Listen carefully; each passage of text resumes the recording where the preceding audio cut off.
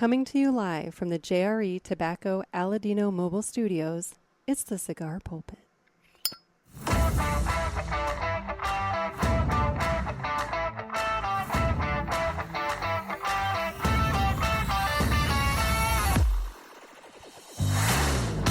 Hello, everybody, and welcome to another sermon from the Cigar Pulpit. I'm the Bishop of the Bird, Nick, and welcome to 2025. It's not really much different than 2024 so far. I guess we have some unfortunate incidents that have taken place, and obviously, we're very sad to see, the loss of life in both New Orleans and Vegas, two places that I will be this year. So that was kind of weird. That, of course, the two places that had to happen were places where cigar trade shows are happening this year. But, I guess that's just the roll of the dice. But anyway, it sucks, and everybody just needs to be kind to one another. And let's start this year off better than this. We can do better. Anyway, today, guys, it's the big one. This is the one. This is for all the stat nerds in my audience. This is the one you're going to enjoy. By the way, for those of you watching on the YouTube and the Rumbles, I have redone the garage a little bit, and as you can see, I have fit the car in. We're looking at a nice winter storm this weekend, and I needed to get the car in before it decided to start sleeting and freezing rain on me. So I got the car in the garage. So little change to the Aladino Studios here. I need to get a backdrop. I need a backdrop because that way I can have something other than some boxes and crap over there and then my car. So, whatever. Anyway, this is it. This is the big one where we are talking about my cigar journey through 2024. I am bringing you all the numbers of my cigars. I have them all right here. I have notes. I've done math. I've done stats. I mean, there is all kinds of stuff going on here. So, yes, I have all the information, and we're going to go over it. But first, I am going to fire up the first cigar that I am going to smoke in 2025. You guys are going to be along with me on my first cigar of this year, and I am going to track again this year. This was fascinating. This was a lot of fun to do, and maybe not so much fun to do it throughout the year. But at the end of the year, when I was actually digging through this information, I'm so happy that I did it because, guys, I was nerding out yesterday on all of the different pieces of information in this. But today, like I said, I'm going to be smoking the first cigar of 2025, and I will be smoking, I wanted to find something special.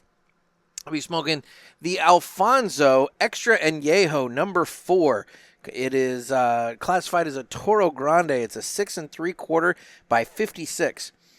These cigars are named after the company's founder, Nelson Alfonso, and super nice guy, by the way. Probably one of the nicest people you'll ever meet in your life. And they feature an Ecuadorian wrapper and binder and a mix of Nicaraguan and Peruvian filler.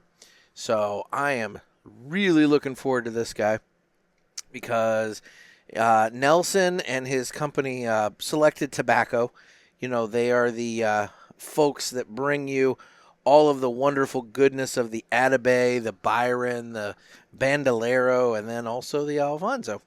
So I'm taking off the footband, and I'm trying to be very, very ginger as I do so to make sure that I do not tear this very delicate wrapper in the process. And so I managed to do that. And so now it is time to cut the cigar. And the official cutting is brought to you by 2guyscigars.com. That's the number 2guyscigars.com. Two Guys have been around for 40 years, and they are the trusted name in the cigar industry. Everybody knows Two Guys, but if you don't, please give them a try. You won't be sorry.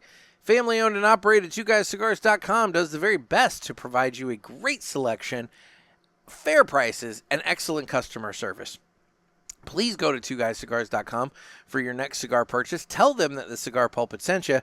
And remember, that's the number 2guyscigars.com. And with that, it's time to go ahead and cut the cigar. So as I record this, it is very near the end of January 2nd. You guys this is about as fresh of an episode as I could possibly do for you here. I was gonna record this yesterday on January 1st, but I could not. I just could not do it for a couple reasons. First of all, I didn't have my spreadsheet done. It's one of those things. Hang on, and we got the cut. I wanted to be very particular about this one. This cigar, based off the research I did, singles will MSRP for about $45. So I want to make sure that I'm properly handling this cigar and making sure that I get it all cut and lit right. So anyway, yes, I was going to do it yesterday, but here's what I've been doing with my cigars every day. I have a running note in my phone, and all I do is I just type the date, and then I just type in what cigars I smoked. That's not great for spreadsheet purposes. So I basically had to retype my entire year's worth of cigars into a spreadsheet. And so I spent the bulk of yesterday doing that. And but it kind of worked out because I blew my palate to absolute hell on New Year's Eve. I had done the math. I figured out where I was at for the year. And I wanted to get to I wanted to get to like a weird round number, something that was a nice, good number to end on. And I ended up screwing that up, and I'll get to that in a little bit too. But the bottom line is I smoked 6 cigars on New Year's Eve in order to get to what I thought was my end number. And well, I screwed up, and so I actually went 1 over. I could have only done 5, but the bottom line is I blew my palate to hell on New Year's Eve. Absolutely blew it to hell. So there was no way I was going to be able to smoke and enjoy really anything yesterday. So today I at least have partial use of my taste buds again, and so I can do this. So why don't we go ahead and get this guy lit, and in the process, I will go ahead and play the greatest commercial that you've ever heard.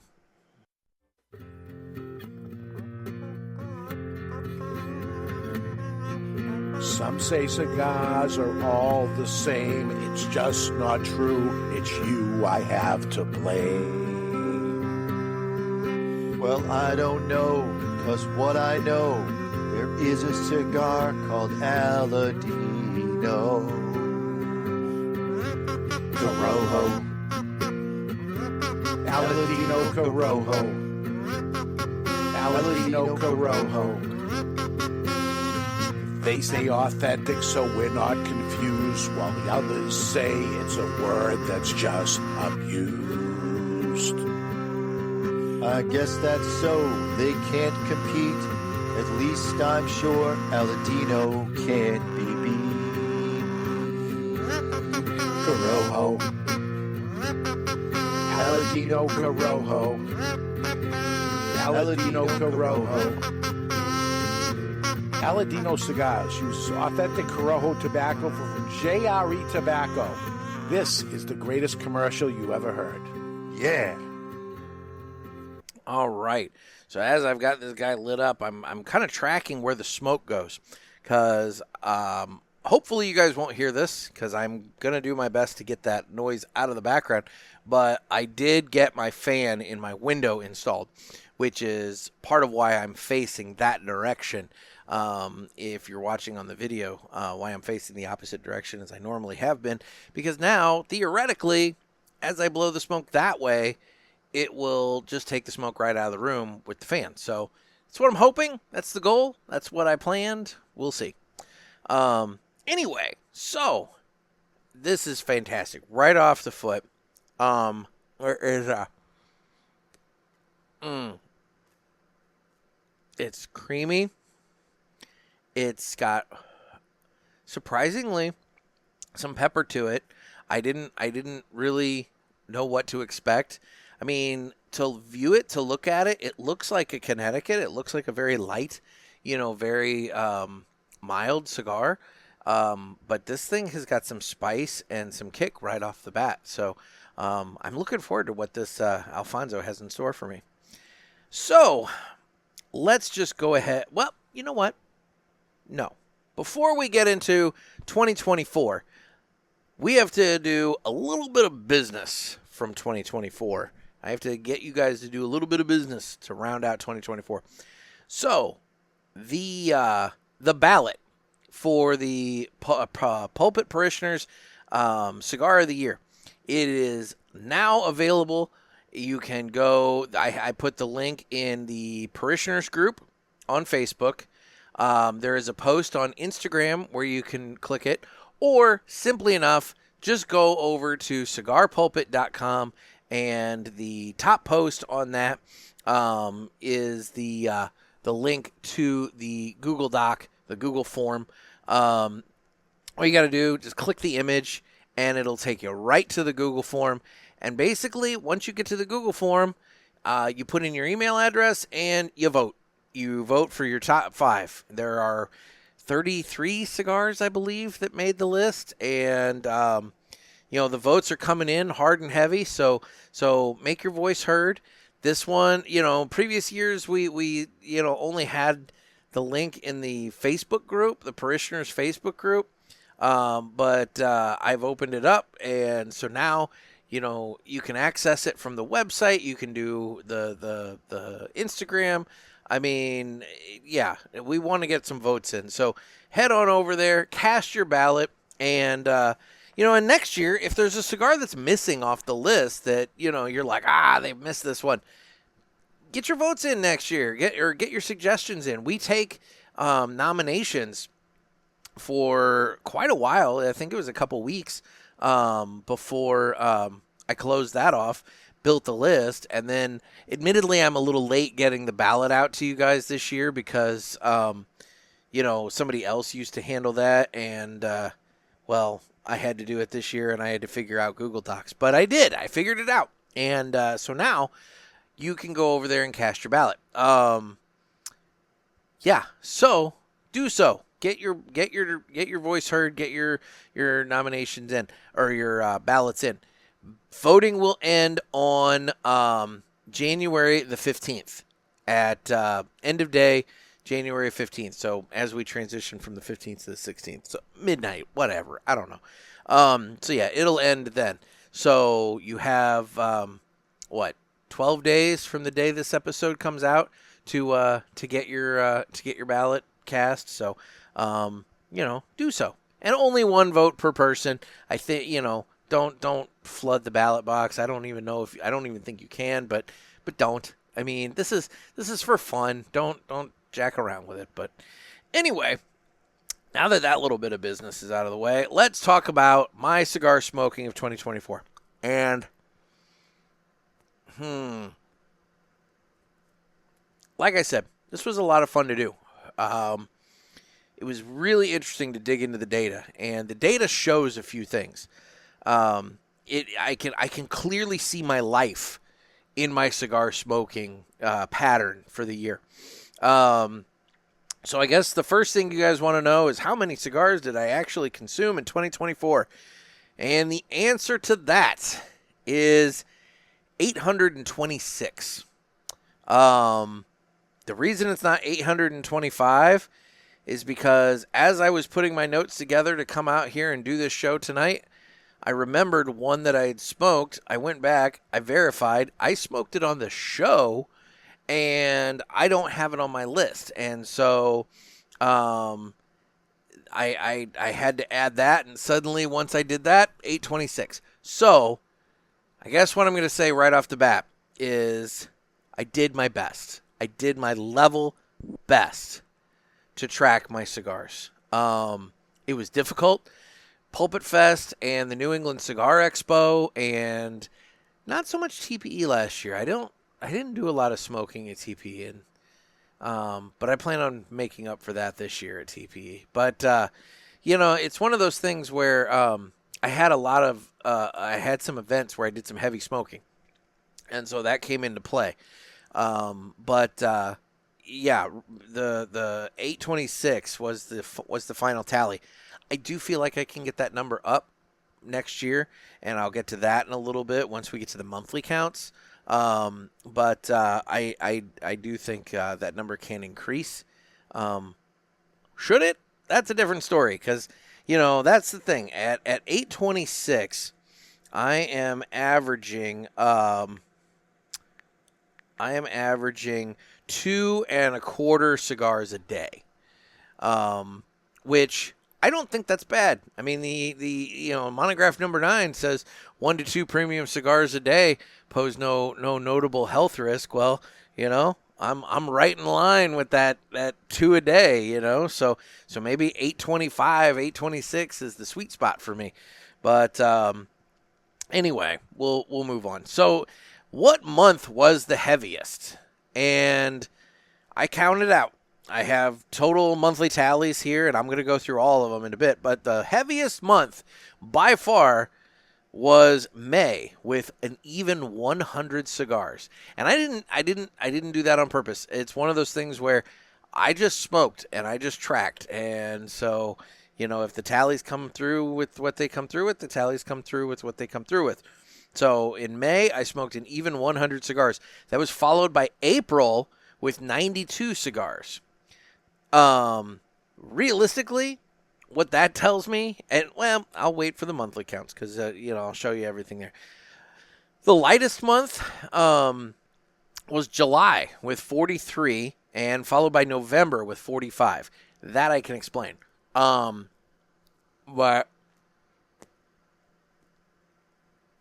let's go through the monthly totals first, and then that way you get a clear picture of everything. So January, 63. February, 72. So even with less days, I managed to regain some ground. But I also was sitting on cigars that I had procured from TPE at that point, so I had some sticks. March, 73. So I upped it by 1 from February. April, 92. May, 100. June, 73. July, 43. August, 62. September, 78. October, 64. November, 45. And December, 61. Realistically, going over those monthly counts, what that tells me is that evidently I get super excited to go outside and have cigars again once the spring weather breaks.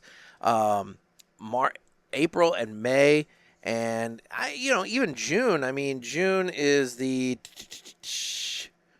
fourth highest month, tied for fourth. March and June are tied for fourth as the fourth highest month for me.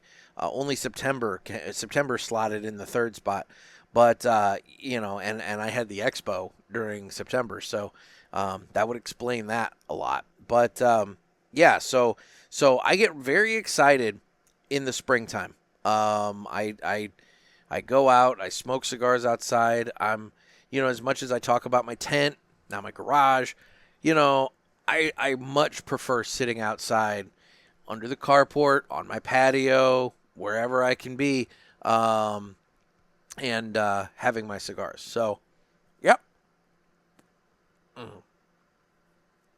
I do not want to let this cigar go out. But it's also interesting because I can also track when my life got super complicated with buying a house. So I looked at this house in mid-June and closed in the first 10 days of July, and then proceeded to just move and unpack. There was a week that went by in July that I didn't have, actually nearly two, that I didn't have any cigars. So July was definitely a month where I did not smoke. With moving, unpacking, I was way too busy for that. Also, I had my trip to Destin where I didn't smoke because of the rules of the house that we were staying at and everything. So, there was a period of time there that I just did not smoke. I'm not sure what caused November to be so low, other than cold temperatures and trying to figure out my winter smoking situation. I think I've got the winter smoking situation kind of well in hand at this point, but I do not know. Other than that, I can't think of why I would have had a slowdown in November. But whatever. Okay, so that would be the time period. Now, from there, I looked at the number of brands that I smoked. And this is where things get a little weird because, obviously, I'm not talking manufacturers in this case. I'm talking brands, so like General and Altadis.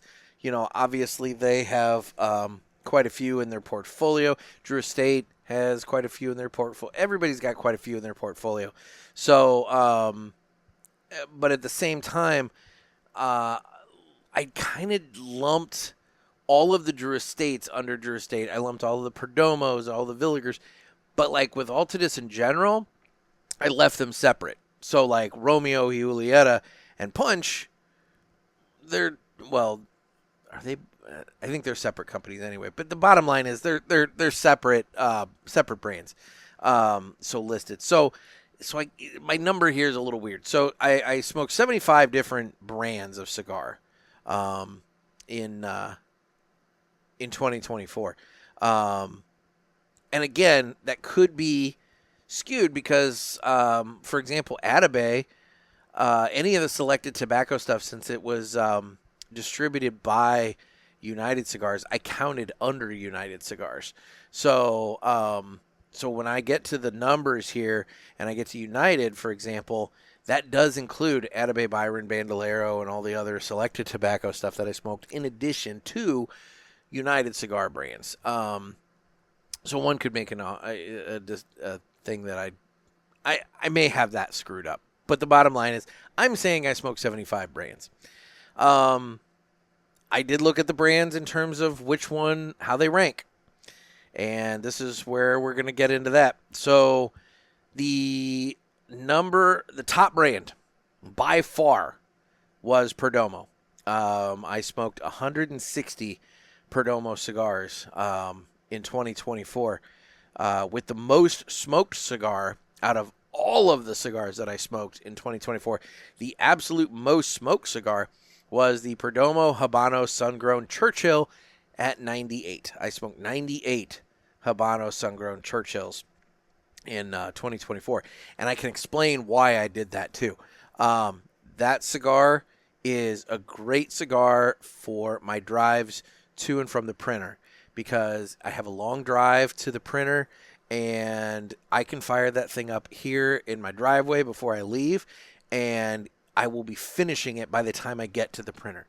It is the perfect cigar in terms of consumption, so like, how fast it burns, as well as length to get me from point A to point B.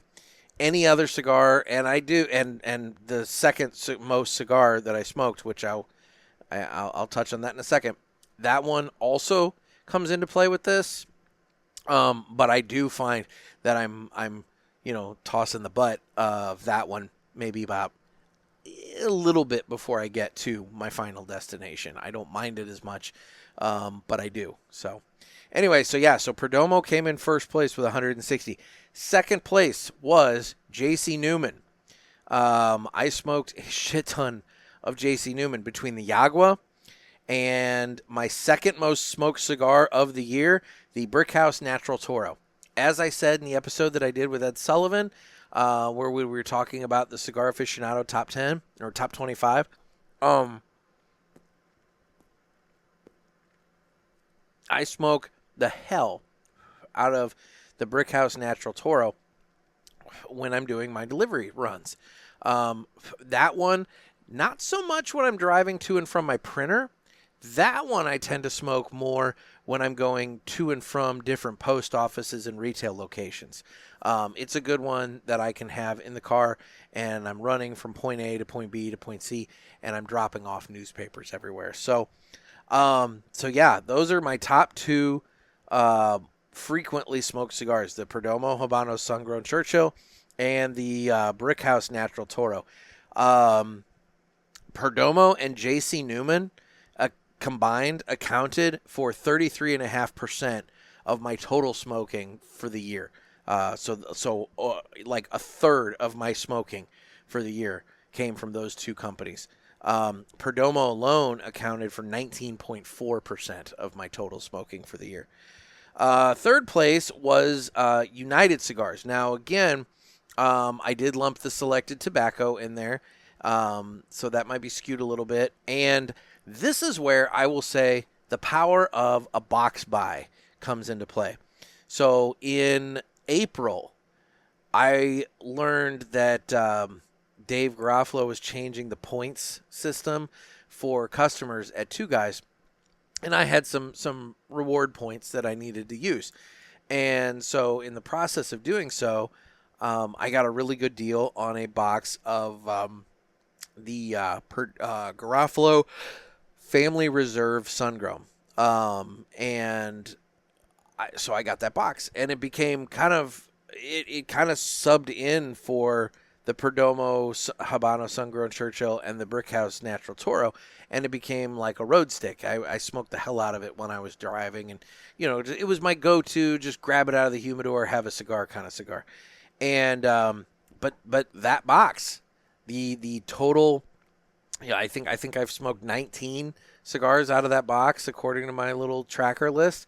That box, just do the math. I mean, third place with 60 cigars, United, I mean, if you take 19 of those away, suddenly United drops to 41, and it now is in fifth place overall for the year. So, one box buy can make a huge difference in terms of somebody's smoking pattern. Next up is Villiger Cigars with 48. A lot of those I smoked on the show. A good number of them I smoked down at Pulpit Fest, obviously. But then also, I can tell you, based off the spreadsheet, I smoked the hell out of the 1888 Nicaragua. I smoked that in a couple of different sizes, but the Toro mostly. But yeah, the 1888 Nicaragua was it was a big cigar for me for this year. So United comes in third with 60, Villiger comes in fourth with 48, and Aladino rounds out the top five with 42 cigars. And it's funny, I did talk with Trey Mack last night after completing this, and I kind of gave him a little preview of everything. And he asked me what cigar of Aladino's I smoked the most of. I smoked almost damn near evenly across the board, practically their whole catalog. Fuma Noches, the special selection, the Dark Sumatra, or the vintage selection, the Dark Sumatra, the limited edition, the Cameroon Reserva, the Corojo Reserva, the Cameroon, the Connecticut, the Corojo, the Maduro. I mean, I smoked nearly as big of a variety of Aladino cigars as you could last year. So it's one of those things where I can look at that and I could say, I love Aladino, but I love their whatever they put out, I love. Because there was no one specific cigar that kind of rose above the rest. And I was like, I love Aladino, I love all their cigars, but I really love, there was none of that. It was just straight up, almost across the board, even. It was a good year for me for Aladino as well. So those five brands, when you add it all up, account for 51.5% of my annual smoking experience. So, Perdomo, J.C. Newman, United, Villiger, and Aladino all add up for nearly 52%. It's 51.5% of my annual smoking. Okay, I told you the most smoked cigars, and that's my monthly totals. So let's go to other highlighted brands here. There's just a few brands I do want to highlight and talk about. So I have them alphabetical here. So Aganorsa Leaf, I smoked 12 over the course of the year. A lot of and a third of those Aganorsa Leaf were the JFR Habano in the Super Toro size, and so that's something to take note of, and I'll get to that in a bit. With some of my takeaways from this, I said Aladino at 42, All Saints 15. Blackbird at 14, Camacho, and this is kind of one of those times where I separated a brand from the main brand. Camacho is 15 because one of my local shops was doing a promotion on the broadleaf this year, and I bought in heavy on that promotion just because I had a chance to win. I don't even remember what I was trying to win, but I didn't win, so it doesn't matter. Pardon me. And then Davidoff, which again, Davidoff is, the parent company for Camacho, but Davidoff, now with this number, I smoked, I think, 3 Davidoff, like what you would consider Davidoff cigars. The remaining cigars of that 21, so 18 were Zino Nicaraguas. I lumped them under this. So Davidoff, it was 21 total. Drew Estate came in at 29. Foundation Cigars came in at 25. Again, I bought a box of Charter Oak Habanos when I was up in New Hampshire. And so when you start burning through a box like that, it adds up really quick. J.C. Newman at 116. Christoph at 14. I had a real thing for the Christoph Nicaragua this year. I went nuts for that cigar. Of those 14, I would say 12, maybe more like 10 of those Christophs are Christoph Nicaraguas. I was all in on that cigar this year. McAuliffe at 20. I'm still working through the box of McAuliffe Blacks that I bought in New Hampshire. That number would be higher if I wouldn't have been grabbing the Charter Oak Habanos. Obviously, Perdomo at 160. Romeo y Julieta at 22. 20 of those are the Reserva Real Nicaragua. The other 2 are the Reserva Real Nicaragua Midnight Twist, the little barber pole versions that they did. So I'm all in on that Reserva Real Nicaragua, but I smoked 22 of those this year. United at 60, Villiger at 48, West Tampa Tobacco at 25, and then there's the other category, which is 188. So there were a number of cigars that number of brands, number of companies, whatever you want to call it, that I didn't smoke a whole lot of, but obviously they're listed. There are a few that literally have one entry on the list, and it is what it is. But after looking at the data, this is the year that I leaned in real hard for excellent, affordable cigars. I didn't, looking at my list, I did not do many high-priced cigars unless they were gifted to me or they were during special occasions like Pulpit Fest and the New England Cigar Expo. Again, while Davidoff has a number of cigars under its category, they were all, for the most part, they were all Zino Nicaraguas. And, I've got a place near me that I can get those for like $7.50, maybe $7 a Toro. So, I mean, yeah, I went all in on that. And I have Ed Sullivan to blame for that too, because he gave me a half Corona on the second day of the expo. I feel like it was the second day of the expo. Maybe it was the first. I don't remember. One day of the expo, in the morning, he gave me one, and I smoked that, and man, it hit great. Oh, pardon me. I'm sorry, guys. It's late, and I should not have. I should have slammed back some coffee before this or something.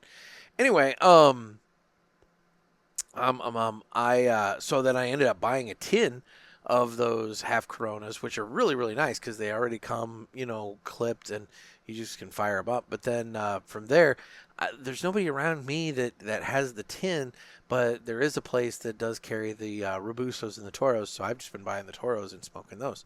So either which way, I get that cigar.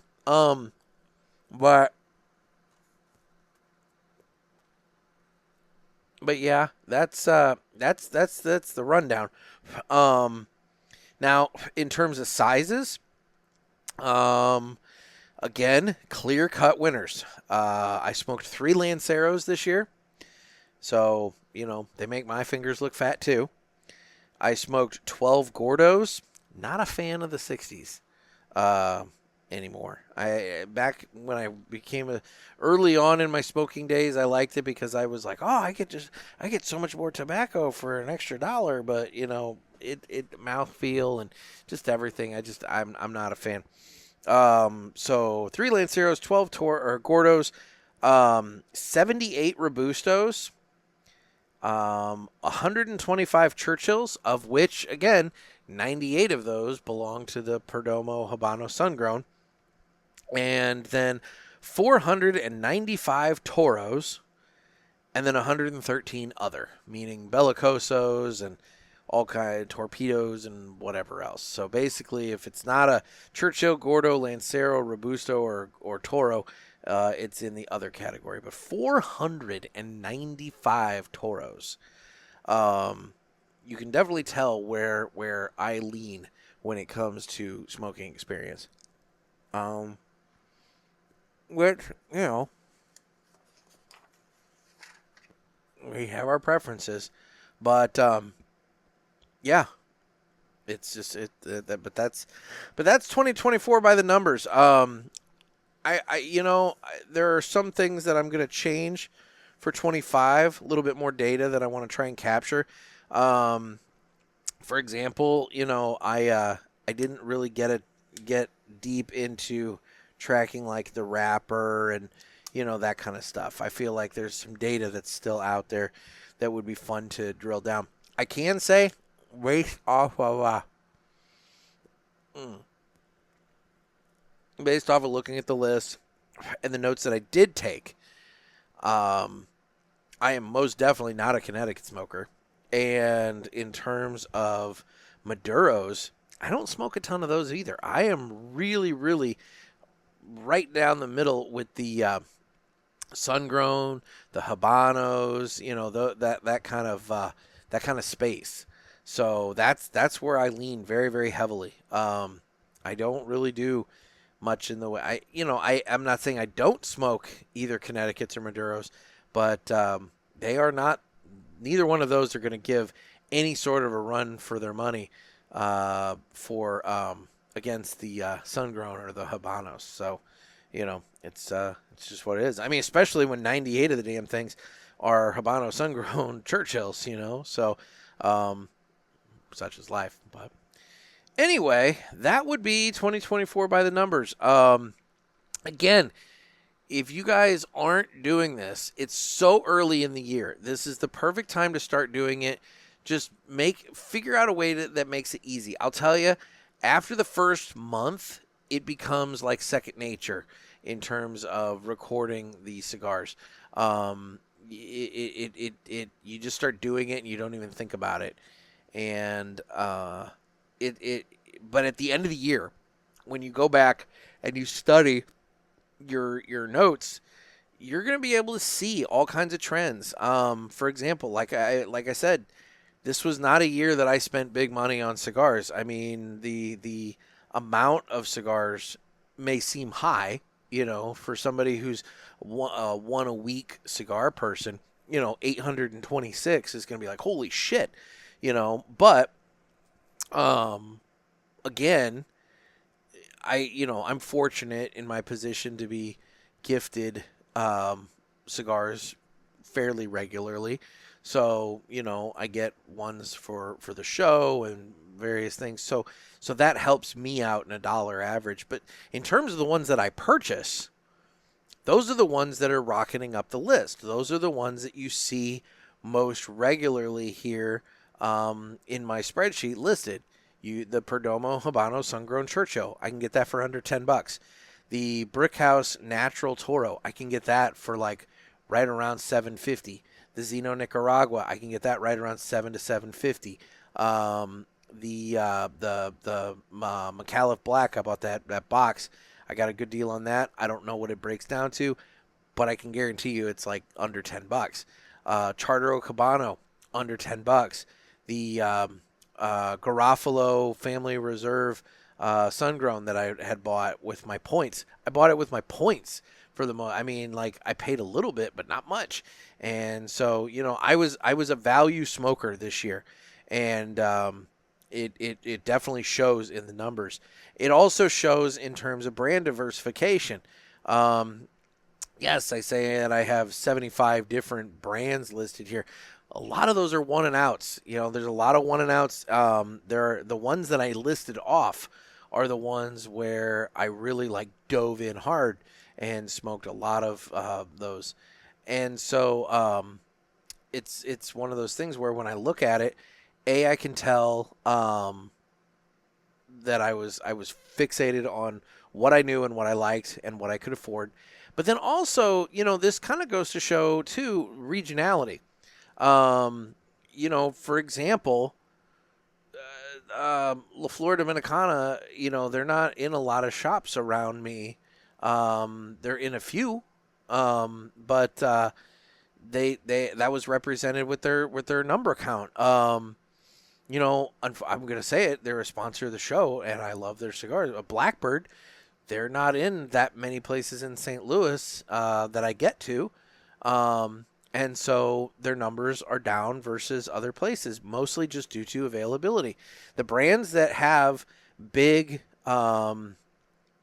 numbers with me are either ones that have big market penetration or are sponsors of the show, or one maybe there's a special reason. Like I said, United. I was up in New Hampshire for nearly a week. I mean, I spent a lot of time in the Two Guys shops, and I smoked a lot of United product in the process. So it just kind of happens that way. What? So I'd be curious to know, if somebody else tracked out their smoking for a year, what brands would be highly represented on your list versus mine that maybe another company has different market penetration in your region. Is it maybe a region where All Saints is all over the fucking place and you can get them and super easily and smoke the hell out of them? Or is it kind of like mine where it's there's a shop here and a shop there, but they're really not around all that much? I don't know. It's an interesting exercise to do, and if nothing else, it teaches you a little bit about yourself and your habits. So I thought it was fun. But anyway, let's go ahead and move on and do this now. It's time for the Villiger Cigars Entertainment Report, brought to you by Villiger. Villiger Cigars, one of the leading cigar and cigarello manufacturers in the world, founded in 1888 and still family-owned and operated. Head over to VilligerCigars.com and check the store locator to find a shop near you that carries them. We guarantee that Villiger Cigars will be a wonderful addition to your humidor and cigar rotation. Okay, guys, it's that time to talk about what I've been watching lately, and I have actually watched a couple things. So I spent New Year's Eve watching this show on HBO Max, and I'll admit it was a little mindless, but I was invested in it. So it's called Carfellas, and it's these three Italian, Guido guys, and I loved it because they talk about how the one guy went to prison because he was in the mob. The other guy was his like enforcer guy, and the other guy was out of it. But you know, they're sitting around, they're grilling sausages, they're busting each other's balls, and they're selling used cars. And so part of it is, you know, it's a very formulaic show where there's always a car for them to go check out. And then there's always cars that come onto the lot that somebody's trying to sell. And the whole thing is like, how much can they get the car for? You know, like, can they get the car cheap enough to sell it at a profit and all this kind of stuff, right? But if you remember, there was a cigar that came out from CLE a handful of years back from a guy, Big Time Tommy. And Big Time Tommy is the enforcer guy that's on this show. And that dude, I don't know what it is about him. He cracks my shit up. And so I was watching Carfellas. I burned through. There's only one season of it that's listed on there. It's only 12 episodes. So that's what I watched. I burned through that, and I was entertained by that. But from there, I was in the car spirit. I was in the car mood. And I have recently watched, in the last couple years, I should say, watched the totality of the Grand Tour on Amazon, and that was the show that Jeremy Clarkson and Richard Hammond and James May went and did after they left Top Gear. But I'd watched all that, like within, it may have been this year, 24. But the bottom line is I watched it all within the last year or two. So I went on Amazon and I went back, and sure enough, they have all the old episodes of Top Gear on there. So I went back to like season 10 from like 2007 or something like that, and I just started watching some of those. And what's funny is one of the ones that I watched was their tour of like Zambia or somewhere in Africa. I can't remember specifically, but it's the one that started the tour. Their like little expeditions. And it's the one where they that they circled back to and referenced in their very final Grand Tour that they put out late last year. So that was kind of cool. You know, I got to. It's like I had just seen this one where it kind of concluded their careers, and then just by accident I stumbled across this other one that was relevant and referenced in that episode. So I was like, oh shit, this is cool. So that's what I've been watching. I've apparently been very heavily into cars in my off time watching TV here lately. I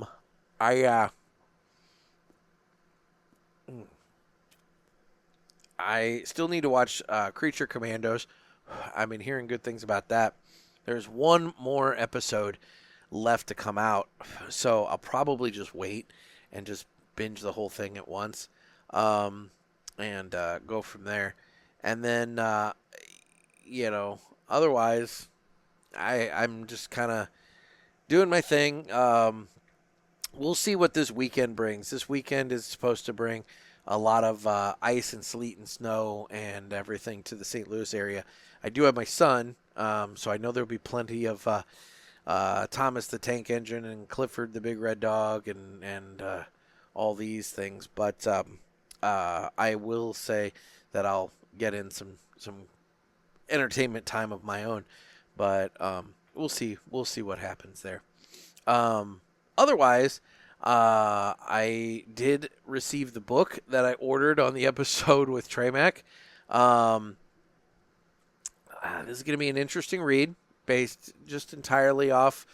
I flipped it open. I found like one section and just started reading just to see what it, kind of get an idea. And it was talking about lizards with their eyes and mouths sewn shut, and they were crawling on this guy's hand. And I'm sure it was out of context, but this is going to be an interesting read. I give Tremac a book about how to be creative by one of the guys from Monty Python, and he gives me this book that I truly don't know what I'm going to be dealing with this. So this will be an interesting start to my 2025 reading. Book club, whatever you want to call it. So anyway, why don't we now do this? It's time to fly high with Blackbird Cigars. Blackbird Cigars offers you remarkable quality using the most delicate and finest tobacco to always ensure that you're receiving unsurpassed cigars. Blackbird Cigars strives to give you undoubted repeating flavor for every cigar you smoke and impressive quality so that you can always expect greatness. Check out their website for a full list of stores carrying Blackbird Cigars and give them a test flight. Blackbird Cigars can't clip our wings. So that was a retro hail during the Blackbird stinger there, and holy God, this thing, on the smoking experience, the pepper is kind of ramped down, and I'm not really noticing. It's just a very good, smooth, mellow, elegant cigar. But I just did that retro hail, man. It's just a little slight little bit of pepper there, just hitting the nostril in just such a way that it got me to cough. But anyway, so in 2010, the world was watching as Chilean miners were trapped in a collapsed gold and copper mine. There were 33 miners trapped underground. And the men kept their cool, waiting to be rescued. They set up their own water system and bathroom while rationing medicine and food. Every 48 hours, each ate 2 spoons of tuna, half a glass of milk, and half a cookie. They were exhausted, they were dehydrated, but they helped clear away material for their own escape tunnel. Ultimately, all were pulled to safety 69 days later. So guys, be like the Chilean miners and Blackbird Cigars and don't let anybody clip your wings. Can you imagine eating 2 spoonfuls of tuna, half a cookie, and half a glass of milk every 48 hours, every 2 days? That is, granted, I got to lose weight, but son of a bitch, that's a crash diet right there. That's a thing. So, and then to be doing manual labor, clearing your own escape tunnel in the process. It's hardcore.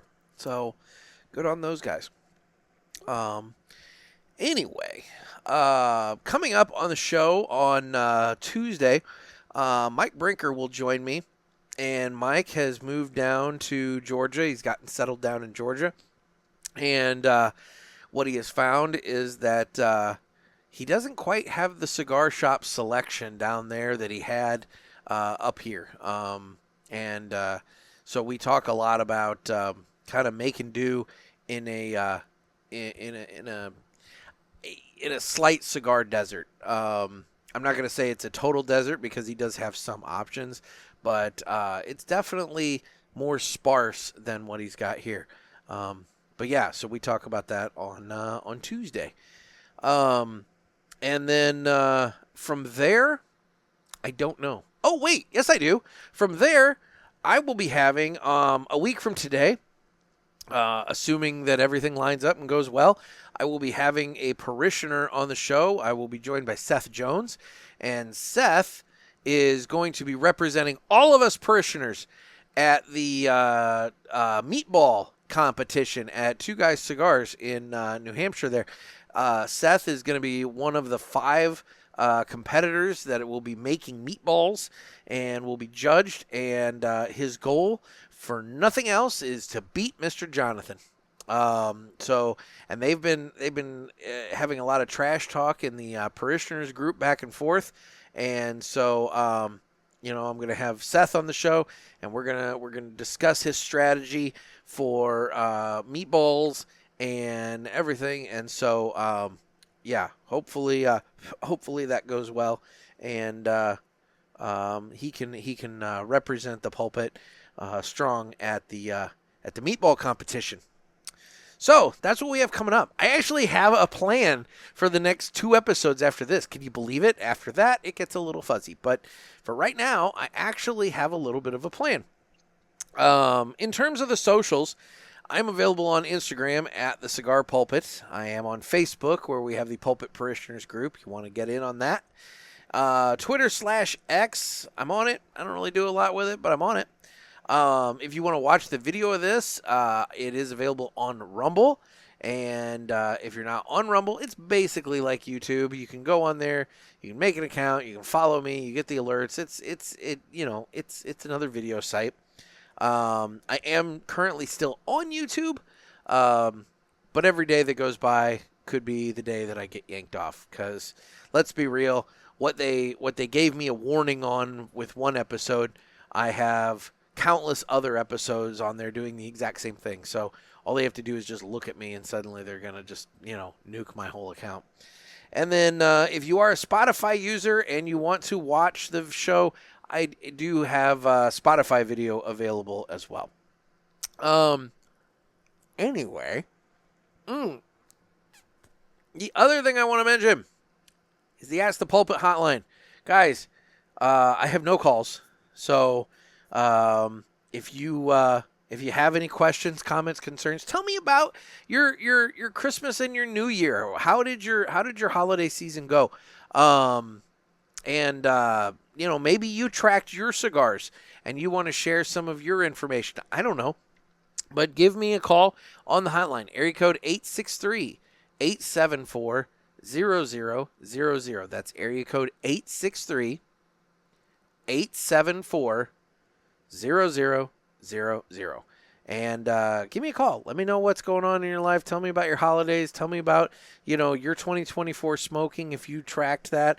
Am I just a weirdo that tracked this out and nobody else does this? Or do a lot of you do it and you're all sitting back on like, why did you just now start? I mean, let me know, what, if you do this, let me know what your findings were, because I find this really fascinating. It's really interesting to look at the list and see the diversification of the cigars that I smoked.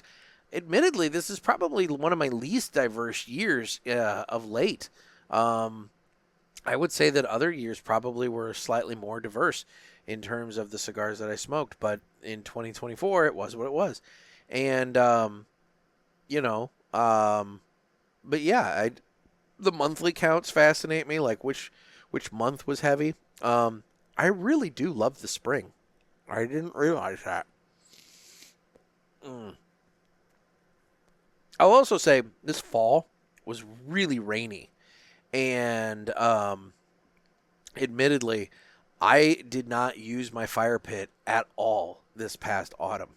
And so that would have normally been some more smoking time in the October-November time period there.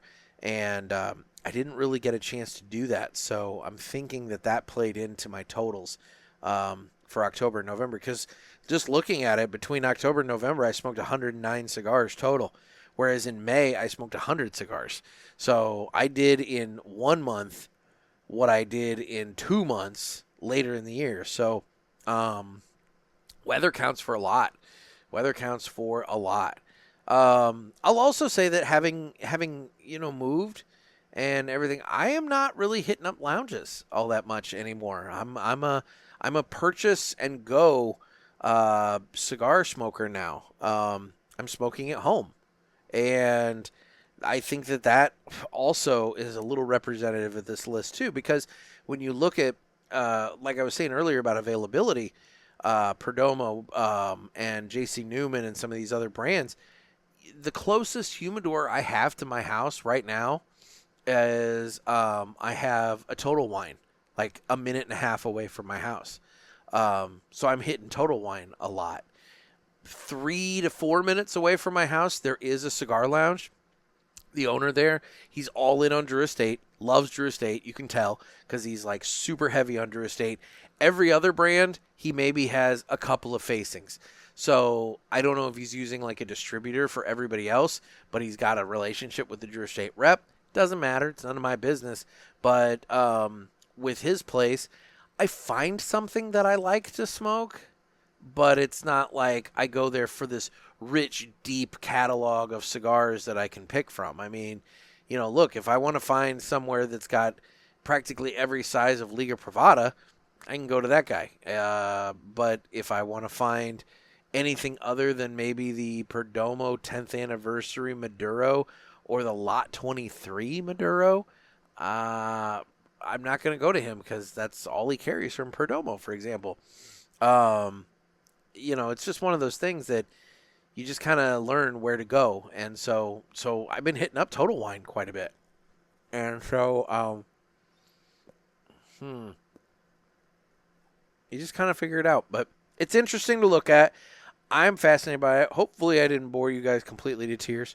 And, we can go from there. So, and if you have questions about my totals, my numbers, my statistics, maybe there's a category of information that I didn't get to, that I didn't cover here.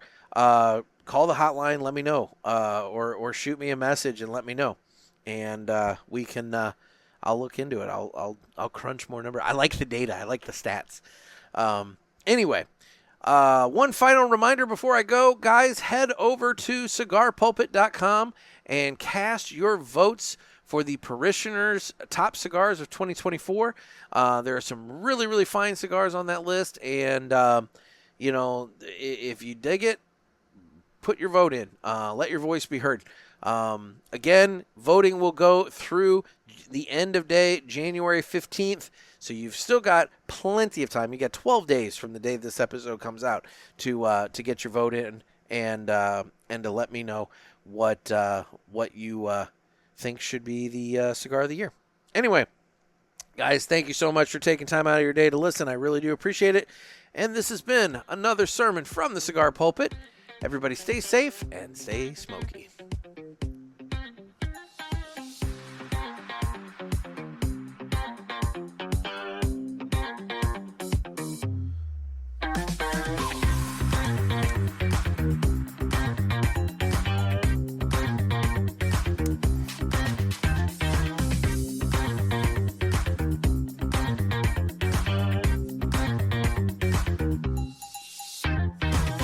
I forgot to say final thoughts on this Alfonso Anejo.